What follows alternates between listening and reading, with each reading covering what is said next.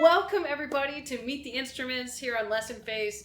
We are here with some amazing musicians, and we are here going to be doing a little interview and learning more about the instruments of the orchestra. And we're going to start off by having everybody introduce themselves. We're going to start over here with Stephanie. Go ahead. Okay. Hi, I'm Stephanie Mortimore. I'm principal piccoloist of the Metropolitan Opera Orchestra, and I also play the flute.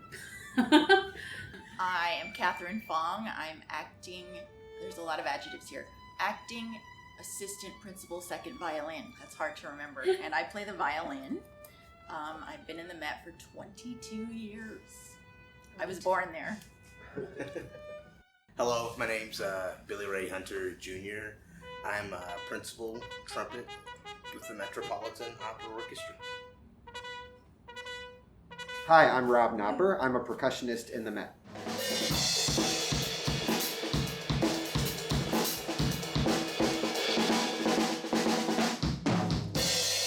Now that we've had some time to meet our instrumentalist, let's learn a little bit more about the orchestra. An orchestra is a group of musicians who play their instruments together. There's different names for the orchestra depending on the size. A smaller orchestra that only has about 20 to 50 musicians in it is called a chamber orchestra, while a bigger one that has about 100 musicians is called a symphony orchestra. Typically, you'll find four main types of instruments in the orchestra. We call those the instrument families. These families include string, woodwind, brass, and percussion. We sat down at a Times Square studio with a few members of the MET Orchestra, one from each instrument family. We wanted to learn more about their instruments and how they got to where they are. How did you choose your instrument, or did it choose you? When I was in 6th grade, they gave us the opportunity to choose an instrument. I already played piano, but then we had band program. So I chose either French horn or flute. And nobody explained to me that you have to buzz your lips together to play the French horn. So I couldn't make any sound, but I had a friend who showed me how to play the flute. So that's how I got to play the flute. I found out that there were like 20 flute players. And so if you wanted to kind of have your own thing, this little guy was the way to go. So I started playing Piccolo in like 7th grade because I was like, I want to be heard. So, and I am. I started playing violin when I was 4 years old. I don't remember choosing it. I think it chose me, and my sister also played violin, and she's 11 years older, and I wanted to just be exactly like her, so I chose the violin that way. And I do remember being like 5 and being too small for a violin yet, and playing on a cereal box with a ruler attached to it. And you know, the rest is history, as they say. Grade 6 was when we were introduced to the instruments. I picked the trumpet because it seemed like it was like relatively smallest and cost the least amount of money, I would say. Didn't really get into the trumpet practice wise until grade 8 when one of my band directors played on the loudspeaker recording of the famous lead trumpeter Maynard Ferguson, and I walked in and I was like, what is that? I want to play that. And that's when I started practicing. So that's like when I found the trumpet. Yeah, I mean, growing up, my parents filled our house with random instruments and keyboards and guitars and drums, and I just gravitated to the drums. And actually, it turns out anything is a drum if you want it to be. So I would play on the dashboard of our car with forks and knives, or trumpets, anything like that. I started with drum set playing rock music, and then eventually transitioned into classical percussion. Every instrument has its own little unique strength or cool thing about it. Trombone was my favorite because I could go, so in your instrument, is there anything that you really love about it that is kind of unique to your instrument that you really is a neat little thing? I mean, you could just bang on stuff and call it an instrument. That's what I like about percussion. I can make like different sounds and different styles of music other than classical. The string family, I think we're the only instrument that doesn't have to breathe really and can sustain a note, unlike say a piano that you just ding, or any of the woodwinds and brass you have to breathe, whereas we can just hold a phrase as long as possible with our endless bow. I feel like we're also maybe the most versatile, you can argue with me here, maybe the most versatile instrument because, you know, we could sound like a bird. Or I was gonna say I was the most versatile for the same reason. Oh no, Bird up, But then- bird up. I have a bird. as Rob said, you can bang on anything. You know, you can do a lot of different things with the instrument just besides sustaining a beautiful melody. It can be a percussion instrument, it can, you know, all sorts of things. So I often represent something in nature or something because the piccolo has such a different sound. So I'm often a bird, like, you know, in Suor Angelica.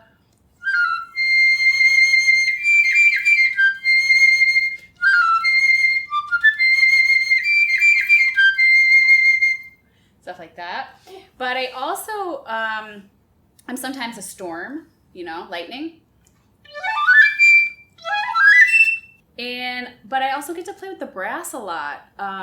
So I feel like I'm kind of like a de facto brass instrument a lot of the times. I do a lot of things with the trumpets. What is the role that your instrument plays within the orchestra? That question depends on, I guess, the time period.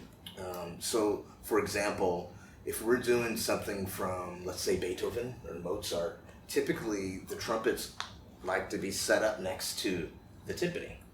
Why is that? Because usually the timpani and trumpets were written in that time period as percussion. So we're pretty much a percussion instrument. You know, so all your Beethoven symphonies, your Mozart, Haydn, that style. However, you get later on into like more of the romantic works, at least for opera, like something like a Verdi, for example.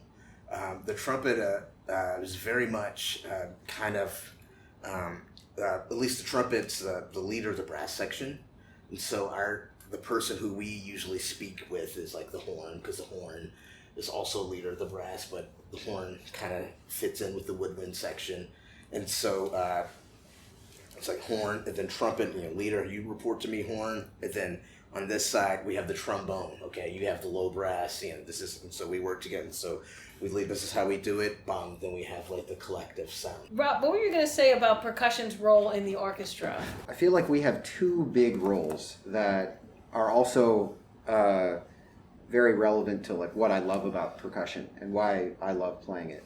Like, on one hand, the difference in sound that we bring creates the first. It defines the first role. Like you've heard the other instruments here, and the sound is beautiful. There's a growth to the blossoming of the sound, and then a sustain and a resonance. And sort of for us, it's like, boom, that's it. You hear it. It's an initial attack. All we can do is have choose when the initial attack comes in, and then whatever happens after that. So because of that, you know, we don't have intonation.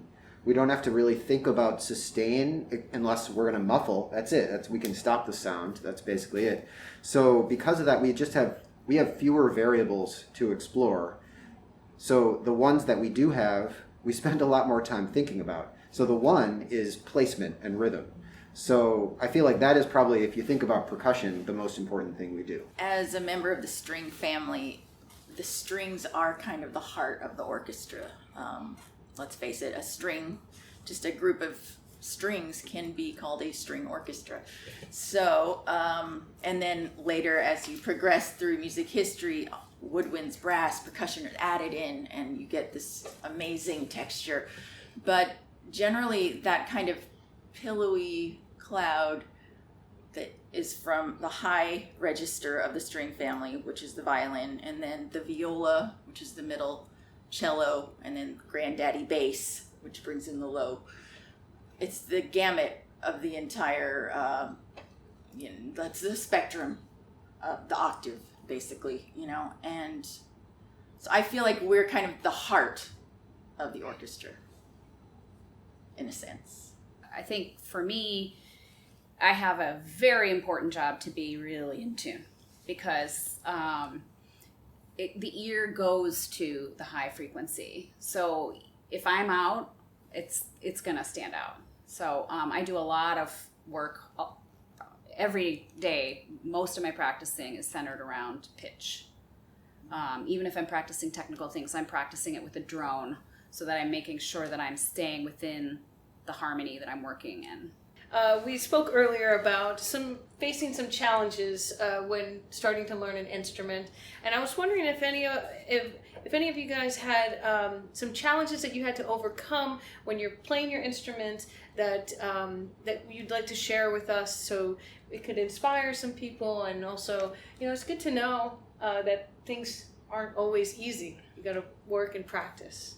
I started the Suzuki program, which teaches kids how to play violin, flute, piano, many instruments. But what's great about the Suzuki method is you get to perform quite often.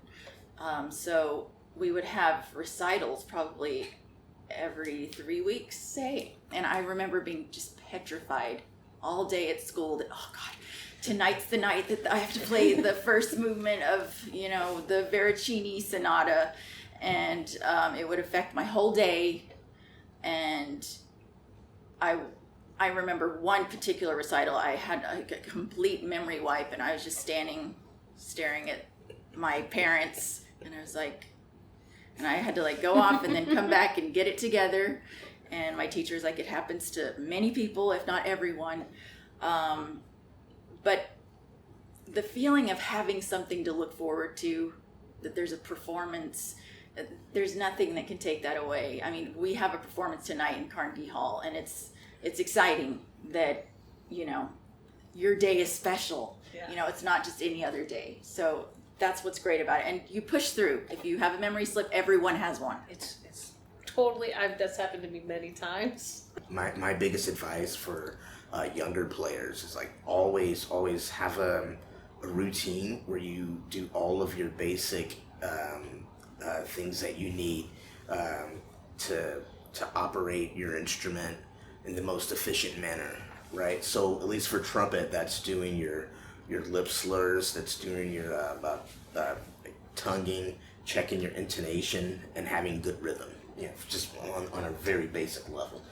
If you have all your basics together, after that, it's just a matter of patience as far as advancing.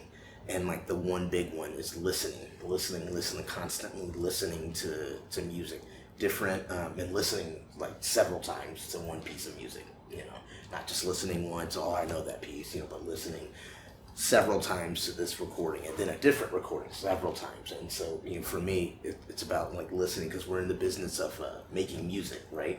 And so people have different tones and sounds, right? That's it. Like Louis Armstrong, he sings like he plays and plays like he sings, right? That's just coming from his heart. He's playing music. He's giving away music. So, but I say it's well, we want to give away music, right? But we want to do it in a manner so where we don't feel like we're oh man, I'm struggling. I want this to be easy. Like we're having a conversation. That's what becoming a musician is. It's facing one challenge after the next. It's my challenge right now might be someone told me my phrasing wasn't expressive enough, or somebody might have given me a comment about my rhythm, or I might not be able to do my left hand double stroke rolls or something like that. That's what our entire life is. It's finding all the little challenges and not being not letting ourselves give up or prevent ourselves from just diving in and trying to figure one out. I mean, I remember my freshman year of college, we were doing this Mahler, I think it was Mahler 3 performance at Carnegie Hall. And it was the first time I ever played there. We're playing there tonight. But this was, when I was 18 or 19. And I was playing a tambourine part for Mahler. And I had to play this little tambourine finger roll. So basically, I don't have a tambourine to show you, but literally you're just rubbing your finger on the head of the tambourine, and it's supposed to make a sound. So I got to rehearsal, and all the older kids are, by me, and I'm like, I have the honor of playing in the higher orchestra and playing at Carnegie, and I pick up my instrument and I go, and nothing comes out. Not a single sound came out. And I just looked at it, I'm like, how could you fail me right now? Like, you were supposed to make a sound. Everyone was waiting, And so like that night and for the next 3 days, I brought my tambourine into this room at school, it's like our orchestra room, and when nobody was in there. And I said, I'm not leaving this room until I figure out a trustworthy finger roll for the tambourine. And I just started playing over and over and over. I said, I don't know if I ever can become a musician or not, but if I do, I have to figure this out. And so I'm not going to give up until I can do this. And I feel like the answer for whatever challenge you run into is out there. You just have to go discover it, and you have to like dive head first into the journey of discovering it. But so eventually thankfully I did. After about 3 days, it's like I figured it out, and then I got to the concert and it actually happened, thankfully. The thing I love about challenges is that they teach us to persevere, and while some people will stop at that obstacle, other people will try to go through. And I feel like musicians, we literally practice that every day. We practice persevering and overcoming obstacles for the challenges. I have a movement disorder. It's called focal dystonia. And I've been dealing with it for probably 5 years.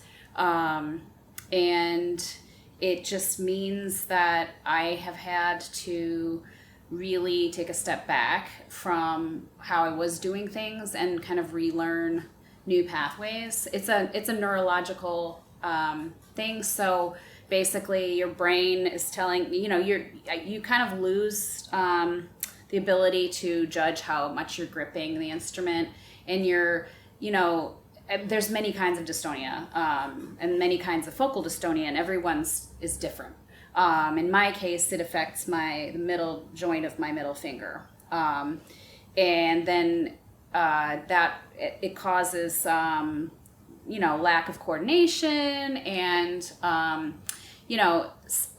it's just lack of facility in the hand, a lot of tension. And so, having to really go back to basics and also meditation and, the whole nervous system is affected by it. So you really have to work on kind of, that aspect that doesn't happen at the instrument. A lot of it happens away from the instrument. Was there any last bit of advice that you would want to give to a new player, an experienced player, a music teacher, a parent at home watching this as we wrap up here? What comes to my mind is patience. There was a YouTube video, I think a dad filming his daughter. So the dad's pretty athletic, and so he's from the ground.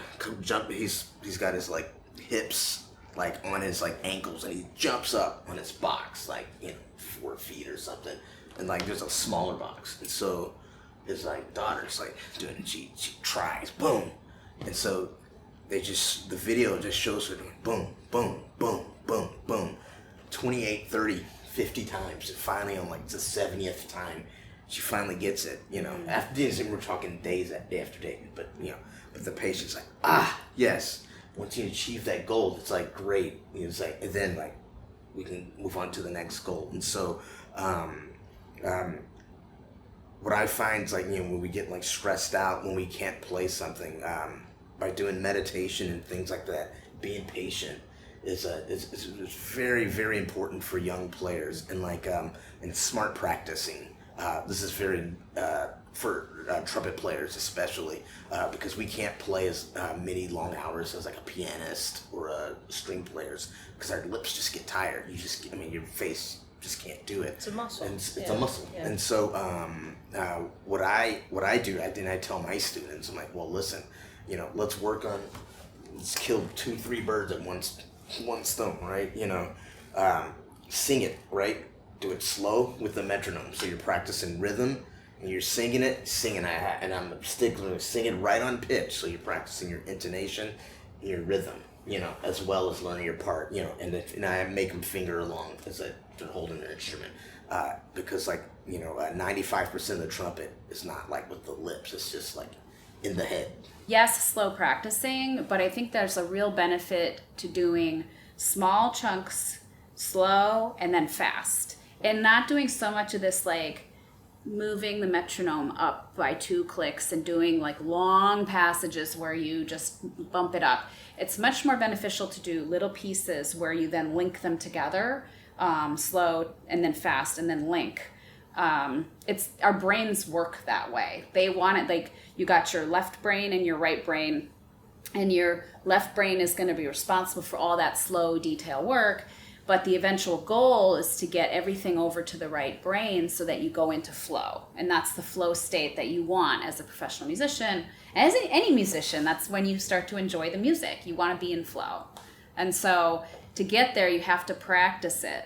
And you only get there by pushing your brain there. It's the analogy I give is when a person learns to ride a bike. I think a lot of people remember when they learned, and you were falling and you were falling and falling, and all of a sudden you rode. And once you rode, you can't forget how to ride. You ride. And that is like literally the best feeling of like that I can describe of the brain like going into flow. But I think all musicians know when that happens for them with a passage. You just all of a sudden you're like, oh, I have this. I've got it. Muscle it memory just comes. just goes. Yeah. Go to a lot of concerts. Listen to a lot of music. Thank you so much, because what you do, you make beautiful music, you share that with people, and that you communicate without words sometimes, and that's just absolutely such a beautiful skill to have. I thank you for sharing your knowledge and such amazing stories with us, and I thank you for tuning in, and let's have a round of applause for everybody here. Thank you, and we'll see you next time.